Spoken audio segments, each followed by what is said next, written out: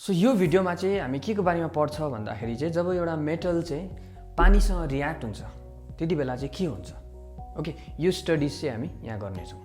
And at the end of this video you will also know कि कुन चाहिँ metal चाहिँ पानीसँग रियाक्ट हुँदो रहेछ र कुन चाहिँ मेटल चाहिँ पानीसँग रियाक्ट हुँदैन रहेछ। सो फर्स्टमा चाहिँ मलाई के चाहिन्छ भन्दाखेरि to study this reaction I need this list of metals यहाँ मेरोमा छ है। And along with that I also need 3 different types of water. के हो भन्दाखेरि मलाई एकदम चिसो पानी चाहिन्छ, कोल्ड वाटर। सो यो म मेटल्सको रियाक्सन्सहरू चाहिँ कोल्ड वाटरमा गर्छु। अर्को सेकेन्डमा अलिकति पानीलाई हिट गरेपछि के भयो, अलिकति हट वाटर। ओके, सो यो मेटलको रियाक्सन म कोसँग गर्छु, सेकेन्डमा हट वाटरसँग गर्छु। एन्ड थर्डमा इफ त्यो मेटल्स कोल्ड वाटरसँग रियाक्ट भएन, हटसँग रियाक्ट भएन भने स्टिमसँग त रियाक्ट हुन्छ होला नि त। सो थर्डमा हामी स्टिमसँग टेस्ट गर्छौँ। And then if steam some react भएन भने then you will know that metal is highly unreactive metal. So this we are going to study. So now let us start. Okay. So first मा हामी के गरौँ भन्दाखेरि let us take this beaker. जसमा चाहिँ म के गर्छु भन्दाखेरि I will add cold water in all of this. सबैमा म के एड गर्छु, cold water एड गर्छु। Now यो सबै beakerमा म के गर्छु भन्दाखेरि I will add a tiny piece of metal in all this beaker. यो जति पनि मेटल्सहरू छ यो सबको tiny पिसहरू म यो beakerमा म के गर्छु, एड गर्छु। ओके, नाउ अब क्लोजली अब्जर्भ गर्यो भने यो बिकरहरूमा I can see in this particular beaker यहाँ के हुँदैछ, यहाँ आइएम सिङ सम रियाक्सन हुँदै गरेको, ठिक छ। So let us observe more closely this beaker. Okay, so यहाँनिर चाहिँ मैले के एड गरेको थिएँ भन्दाखेरि small piece of sodium add गरेको थिएँ, सोडियम मेटल एड गरेको थिएँ। सो सोडियम मेटल एड गर्दाखेरि as you can see out here के हुँदैछ, यहाँ त आगो बल्दैछ, के हुँदैछ, आगो बल्दैछ। यो के भएको, यस्तो डेन्जर रियाक्सन के भएको, यसलाई हामी के भन्छ, एक्जोथर्मिक रियाक्सन भन्छ नि है। सो यहाँनिर के हुन्छ भन्दाखेरि जब सोडियमलाई चाहिँ हामी वाटरमा एड गर्छौँ त्यति बेला चाहिँ यो सोडियम एज यु नो यसकोमा भ्यालेन्स इलेक्ट्रोन एउटै मात्रै हुन्छ। सो यसले एउटा इलेक्ट्रोन छिटो लुज गर्छ। ओके, यति छिटो लुज गर्छ कि त्यसमा जुन चाहिँ होल त्यो रियाक्सनको सिस्टममा हिट प्रड्युस हुन्छ। त्यो हिट प्रड्युस भएको कारणले गर्दाखेरि यहाँबाट हाइड्रोजन ग्यास निक्लिँदै गरेको हुन्छ। त्यो हाइड्रोजन ग्यासले चाहिँ फायर क्याच गरिहाल्छ।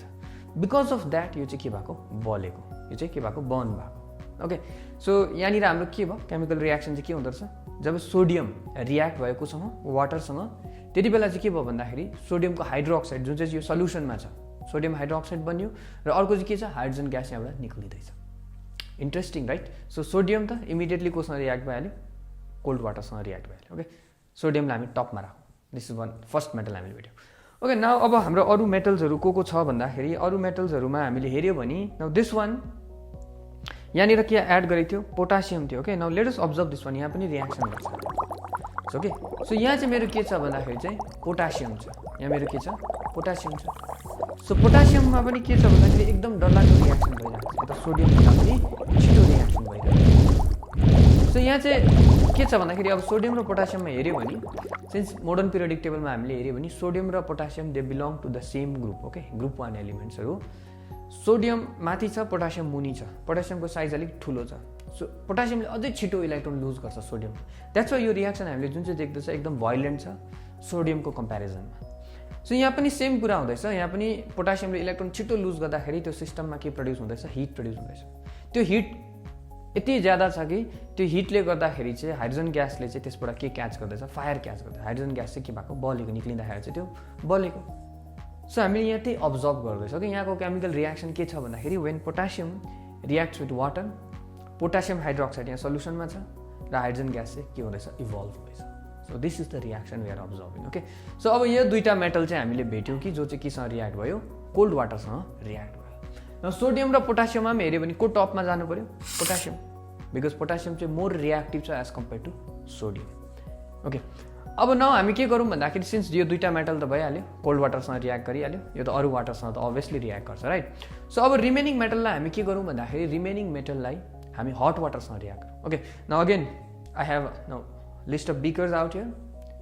अलिकति पानीलाई हिट गरौँ, अन्त त्यो बिकरमा पानीलाई हिट गरेपछि त्यो हट वाटरमा चाहिँ म के एड गर्छु भन्दाखेरि रिमेनिङ मेटल्सहरू म एड गर्छु।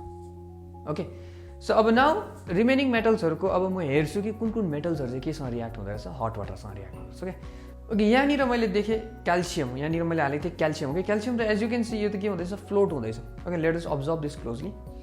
सो क्याल्सियम जब मैले पानीमा एड गरेँ, सिन्स क्याल्सियम चाहिँ के हो भन्दाखेरि वाटरभन्दा त एकदम डेन्सर छ नि त, भनेपछि यो त पानीको मुनि गएर बस्नु पऱ्यो।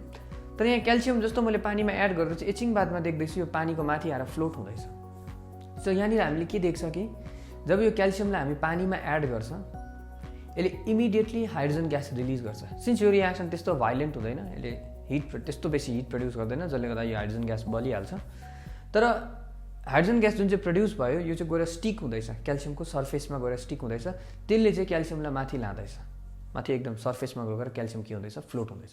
सो क्याल्सियम फ्लोट हुनुको मेन कारण चाहिँ के रहेछ भन्दाखेरि बिकज यो क्याल्सियममा गएर को स्टिक हुँदैछ, हाइड्रोजन ग्यास स्टिक हुँदैछ, त्यो स्टिक भएको कारणले गर्दाखेरि यसले यो क्याल्सियमलाई चाहिँ लाइटर देन वाटर बनाइदियो।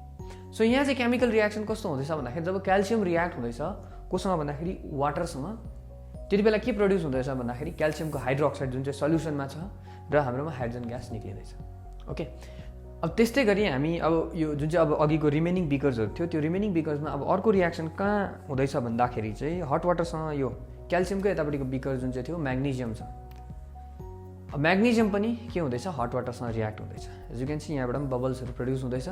सो सिन्स क्याल्सियम र magnesium they also belong to the same group 2 elements हो। If you see the modern periodic table उनीहरू दुईजनाको के हुन्छ भने भ्यालेन्स इलेक्ट्रोन 2 हुन्छ। सो दुईवटा इलेक्ट्रोन लुज गर्नुपर्छ, सो त्यस्तो ऱ्यापिड चाहिँ हुँदैन। Okay, but they are still reacting with the hot water. So यहाँनिर के छ भन्दाखेरि क्याल्सियम जब हट वाटरसँग रियाक्ट भयो यसले बबल्स प्रड्युस गर्दैछ जुन चाहिँ के हो भन्दाखेरि हाइड्रोजन ग्यास हो।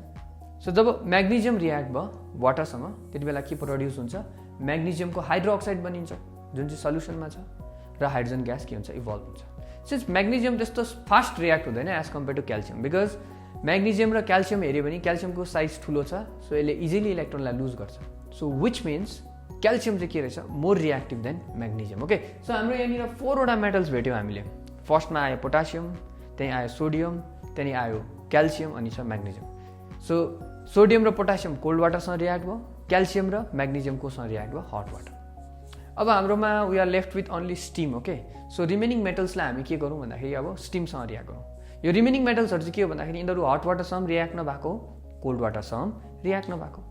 सो स्टिमको लागि चाहिँ I need the help of this setup. Okay, so यहाँ मेरोमा स्टिमसँग रियाक्ट गर्ने सेटअप छ, एक्सपेरिमेन्टल सेटअप। यो एक्सपेरिमेन्टल सेटअपमा के छ मेरो भन्दाखेरि बर्नर छ है, जहाँबाट म फ्लेम पास गर्छु, एन्ड टेस्ट ट्युबलाई मैले एकदम हराइजेन्टली राखेको छु, एन्ड मेरोमा के छ, स्ट्यान्ड छ, र त्यो टेस्ट ट्युबबाट म एउटा ट्युबलाई बाहिर निकालेर चाहिँ एउटा वाटरको सल्युसनमा लगाएको हुन्छु।